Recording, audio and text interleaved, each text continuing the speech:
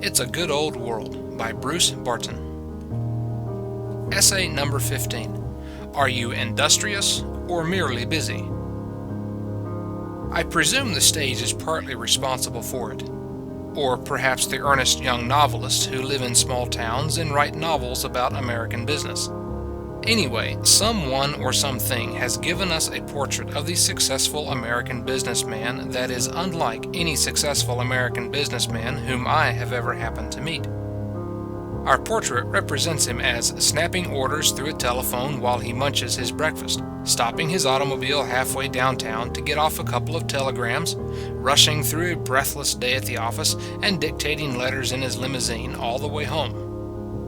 As a matter of fact, nothing has impressed me as more characteristic of really big men than a certain suggestion of leisure, a kind of elevation above the little maelstrom of detail in which the average man is caught up and whirled through the day. He does big business without appearing too busy. You know from the record of his achievements that he must get through an enormous amount of work in a day. Yet there seems to be nothing on his mind when you meet him but the subject you have come to discuss. And he apparently has all the time that is needed to discuss it. I talked one day with President Wilson. His desk was piled with commissions and bills waiting to be signed. It was a time of great perplexity in foreign relations. I had rather expected to be warned by his secretary that I must leave in 10 minutes, and to have those 10 minutes frequently interrupted. But the president talked for 40 minutes. He pushed back from his desk and spoke of this thing and that, with no evidence of preoccupation, no more sign of being rushed or ridden by his job than as if we were out fishing together with the whole day before us. Lincoln, of course, is the supreme example of the really great man's ability to carry his burden easily, with no suggestion of desperate haste. The members of his cabinet never grew fully reconciled to his habit of stopping on his way to cabinet meetings to play a moment with Tad and his goat. They were so terribly busy themselves they could not understand a man who could carry a greater load and yet have plenty of time to be friendly and good-natured and sympathetic. Extreme busyness is a symptom of deficient vitality, says Stevenson, while a faculty for idleness implies a catholic appetite and a strong sense of personal identity. There are dead, alive, hackneyed people about who are scarcely conscious of living except in the exercise of some conventional occupation. Bring those fellows into the country or set them aboard ship, and you will see how they pine for their desk or their study. They cannot be idle. Their nature is not generous enough, and they pass in a sort of coma those hours which are not dedicated to furious toiling in the gold mill. When they do not require to go to the office, they are not hungry and have no mind to drink. The whole breathing world is a blank to them. This does not appear to me as being success in life. Life is a good deal like a journey on a train. Most of us go through with it huddled in the same seat, our noses buried in our work. And once in a while, we glance up rather enviously at the big, genial-looking man across the aisle. He, too, works. But every time the train stops to change engines, he seems to find time to get out for a little stroll on the platform. His work has not prevented him from having some fun with his kid, and learning a good deal about the country through which he is passing, and making some good friends on the trip. We ask who he is and learn that he's a captain of industry. It is an appropriate title. He captains his industry, commands it. It does not command him. He organizes it and fits it into its proper place in his scheme of life. He does not let it interfere with the important business of being sometimes idle. He has learned to be effective and still unhurried, to be industrious without being busy. End of essay number 15. Essay number 16. If you are not too careful, who gets the credit? Yesterday, a man traveled 2 miles out of his way and wasted 2 hours of his time in order to call on me and make a complaint. We had published a photograph taken by him and had failed to put his name as the photographer in little type underneath. It was our mistake, and I told him I was sorry about it. But as he left, I thought to myself, "My dear sir, I have your measure to 1/4 of an inch." And I felt like warning him to be careful in walking over the subway gratings lest he should drop through one of the cracks. For it is only little men, as I have observed, who are so tremendously concerned about the precious allotment of credit in this world. I cannot imagine Lincoln walking 2 miles out of his way to protest because his name had not been printed in little type. He formed a cabinet of men better known nationally than himself. 4 of them were sure that they were far greater than he. Seward wrote to his wife, "Only one man can save the Union, and I am the man." Stanton said to a friend who asked him what he was going to do in the cabinet, "I am going to make Abe Lincoln President of the United States."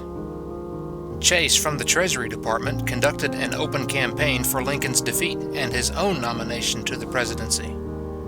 Yet Lincoln, aware of it all, pursued his quiet way untroubled. He meant to save the Union, and if he could do it by submitting to Stanton's abuse, he would submit gladly. If he could do it by suffering some personal humiliation at the hands of McClellan and Fremont, it was a price he was glad to pay. If Seward, or Stanton, or Chase were to have the credit when the thing was done, he did not care. The important thing was to get it done, let the credit fall where it might. Have you read the story of Harriman's fight to save the Imperial Valley, as told by George Kennan? In 1907, the Colorado River overflowed its banks and threatened to destroy the valley. Though Harriman's railroads did not own any of the land in the valley, Harriman jumped in and spent $1,500,000 to stem the flood. When it became evident that another million or more would be required, he telegraphed President Roosevelt, and the president told him to go ahead and practically assured him that Congress would reimburse him. Harriman saved the valley. Roosevelt recommended his reimbursement, but Congress never acted on the recommendation, and Harriman's roads have never to this day been reimbursed. Shortly before his death, Harriman revisited the valley and was met by a reporter. "Mr. Harriman, the government hasn't paid you that money," said the reporter, "and your work does not seem to be duly appreciated. Do you not, under the circumstances, regret having made this large expenditure?" "No," replied Mr. Harriman. "The valley was worth saving, wasn't it?" "Yes," said the reporter. "Then we have the satisfaction of knowing that we saved it, haven't we? Not much reward, you say, for the expenditure of $2 or $3 million. But it's the only kind of reward that big men really value." There is a wise old saying to this effect: a great deal of good can be done in the world if one is not too careful who gets the credit. If your object in life is to get credit, you'll probably get it, if you work hard enough. But don't be too much surprised and disappointed when some chap who just went ahead and did the thing without thinking of the credit winds up with more medals on his chest than you, with all your striving, have collected on yours. End of essay number 16. Essay number 17. The Reflections of a Grizzled Voter. I went down to the firehouse in my precinct on the first Tuesday of November and voted for woman suffrage, as has been my custom all these years. And, to my astonishment, the next morning I read in the newspaper that it had carried. I say astonishment because almost nothing that I vote for ever does carry. On the day after election, I look over the papers, and if a single road commissioner or supervisor of the poor on my ticket has pulled through, I consider that it has been a successful election for me. Like truth, I have grown accustomed to being crushed to earth. It doesn't worry me as much as it used to. For, having watched many elections and listened to many campaign promises, I have noticed this: that the progress of the world isn't permanently affected very much by turning one set of politicians out and putting another set in. I continue to vote as intelligently as I can, but I have ceased to feel as enthusiastic as I used to feel about the power of votes to usher in the millennium. Maybe it's old age creeping on me. Maybe I'm just plain old-fashioned. But I just can't believe that anything is finally going to turn the trick of saving the world but simple, individual goodness. It was Napoleon, a very successful politician, who said, "Alexander, Caesar, Charlemagne, and myself founded empires, but on what did we rest the creation of our genius? Upon sheer force. Jesus Christ alone founded his empire upon love, and at this hour millions of men will die for him." The empires, with all their machinery of election and legislation, have passed away, leaving hardly a trace behind. The carpenter held no elections. He was president of nothing, secretary of nothing. He formed no committees, made no stump speeches, cast no vote. Yet the influence of his simple goodness has outlived all the empires of the earth, and stands today the most potent force for righteousness and progress in the world. I lunched the other day with a celebrated war correspondent just back from Europe. "There's just one thing I'm sure of," he said. "Everything else about the war and the future of the world is problematic, but this I know. The world must be run by heart power after this. We've tried brain power, and it doesn't work. The Germans developed it to its highest point of efficiency, and we have the results today. It's got to be heart power from now on, or we're all in. That's all. And the home is the dynamo out of which heart power flows." There were thousands of agitators and reformers at work in the United States in the days before the Civil War. They doubtless did much good work, but all their influence added together did not equal that of the simple woman in a log cabin who gave us Abraham Lincoln, with a heart power great enough to reunite his fellow countrymen. I welcome my sisters to the ballot box. They will clog up the polling place a little more and make me a bit later in getting down to the office on election day.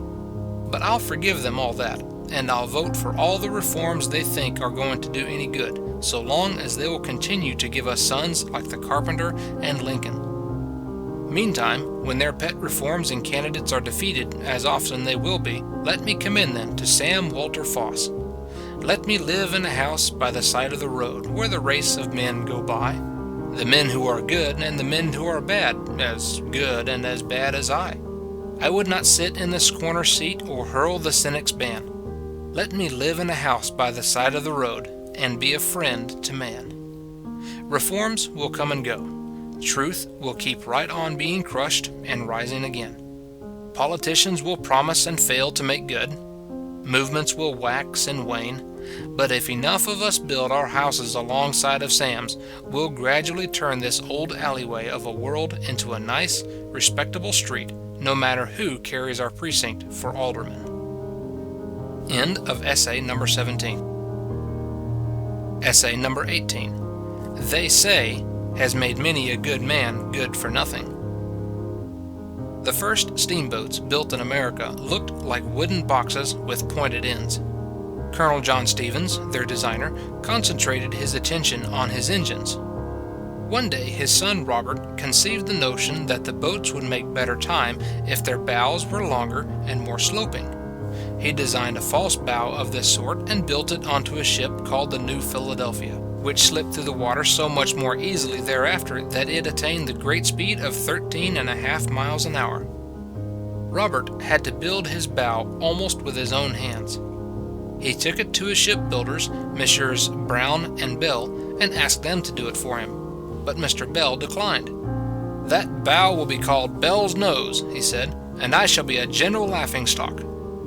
So a man who might have played a worthy part in the development of a great industry in America lost one big chance because he was afraid of the possible ridicule of people whose opinion, one way or the other, was worthless. How many utterly drab and uninteresting people are there in the world who might have developed real personalities if they had only had courage to do and be something different from the crowd? Every single step forward in history has been taken over the bodies of empty-headed fools who giggled and snickered. Fulton, needing a paltry $1,000 to complete the building of his first steamboat, at length managed to secure it. But the friends who lent it asked that their names be withheld from the public lest it should be known that they had any connection with so foolhardy an enterprise. As I had occasion daily to pass to and from the shipyard where my boat was in progress, he says, I often loitered near the groups of strangers and heard various inquiries as to the object of this new vehicle. The language was uniformly that of scorn, sneer, or ridicule. The loud laugh often rose at my expense.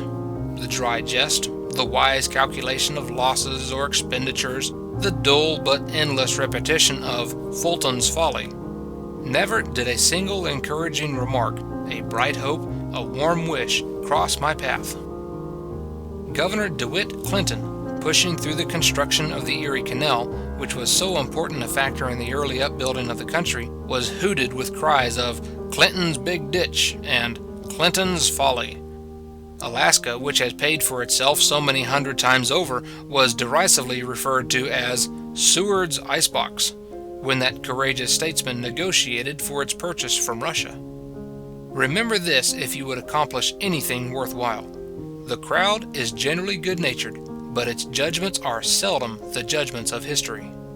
If you have anything really valuable to contribute to the world, it will come through the expression of your own personality, that single spark of divinity that sets you off and makes you different from every other living creature.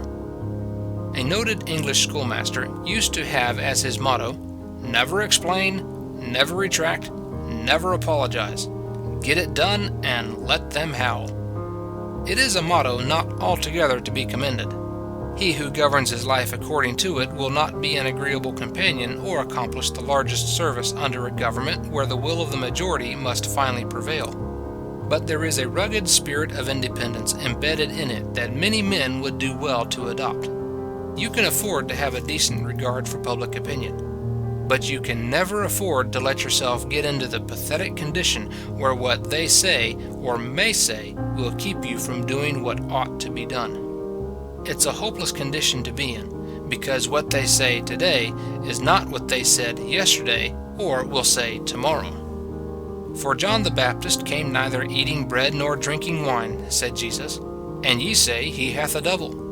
The Son of Man is come eating and drinking, and ye say, Behold, a gluttonous man and a winebibber, a friend of publicans and sinners. End of essay number 18. Essay number 19. You have known about him all these years, but have you really known him?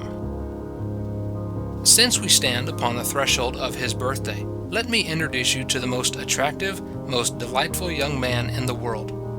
You have never known him as he really is. All the pictures ever drawn misrepresent him. They have made him out a weakling, a woman's features with a beard, he who for years swung an axe and drove a saw through heavy timbers, who for long days tramped the borders of his loved lake, and would not sleep indoors if he could slip away into his garden. An outdoor man he was, a man's man who could stand watch when all his friends deserted him in sleep, and could face the tempest in a little boat, calm-eyed and unafraid. They have called him a pacifist.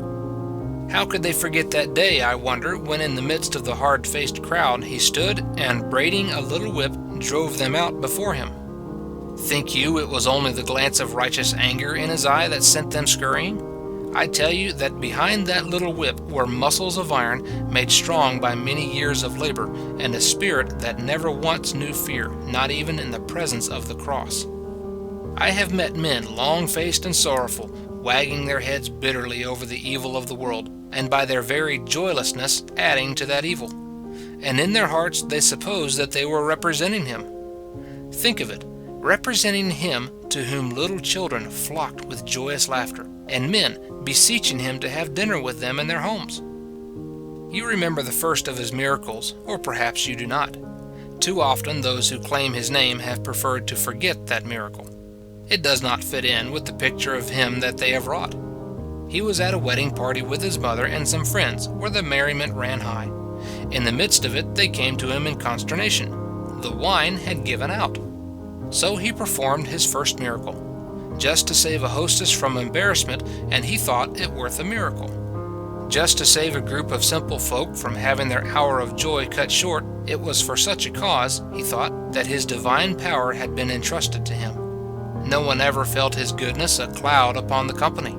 No one ever laughed less heartily because he had joined the group. He was the gospel of joyfulness. His the message that the God of men would have them travel happily with them, as children by a father's side, not as servants shuffling behind. They killed him, of course, in the end, and sometimes I am almost glad that he died at 33, with youth still a-throb in his veins, and never illusion lost or an ideal dimmed by age. Claim him, you who are young and love life. Let no man dispute your claim. For he too was young, and is. He too loved laughter and life. Old age and the creeds have had him too long. I offer him now to you, not in creed, but in truth. Jesus of Nazareth, the joyous companion, the young man whom young men can love. End of essay number 19. Essay number 20. Be sure you're right, and then don't do it. In Washington the other day, I called on a high official of the government whose department has come in for a great deal of praise in the last few months. I found him in his office, well and happy, and I said to him, "When I called on you 3 years ago, you had just made a move that everybody thought was absolutely indefensible. In the Senate and House, they were calling for your resignation. Various cities sent resolutions to the president demanding that a fit man be substituted in your stead. That was 3 years ago, and now you seem to be in danger of becoming a really popular character."